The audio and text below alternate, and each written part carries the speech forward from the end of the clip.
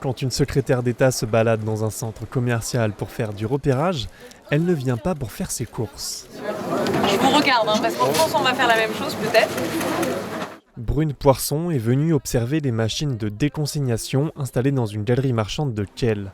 L'idée, proposer aux clients du magasin de ramener leurs bouteilles en verre et en plastique ainsi que les canettes en métal afin qu'elles soient recyclées.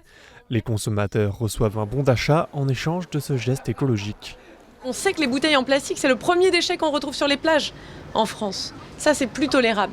C'est un projet aussi qui est bon pour l'emploi, puisque ce sont des emplois non délocalisables, qui ont du sens partout sur le territoire français. Ces Allemands, c'est devenu un geste dans leur quotidien. Donc ça veut dire que c'est faisable, que ça fonctionne, et donc on va s'en inspirer. Il faut que ça devienne un réflexe, quelque chose de simple dans la vie des Français. Des Français qui sont 83% à se dire prêts à ramener leurs bouteilles et canettes directement dans les magasins. Alors des zones de collecte sont installées dans les grandes surfaces, comme ici à Strasbourg. Celles-ci avalent jusqu'à 3000 bouteilles par jour, soit 33 tonnes de plastique par an.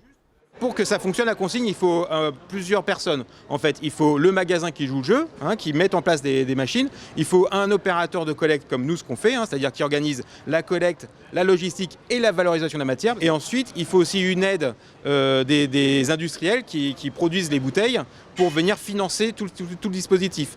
Après sa visite, Brune Poisson a présidé le premier conseil de pilotage du retour de la consigne à l'échelle de l'Hexagone. Élus, citoyens, industriels et associations ont proposé des pistes concrètes pour alimenter le projet de loi anti-gaspillage. Le texte sera présenté au Parlement en septembre.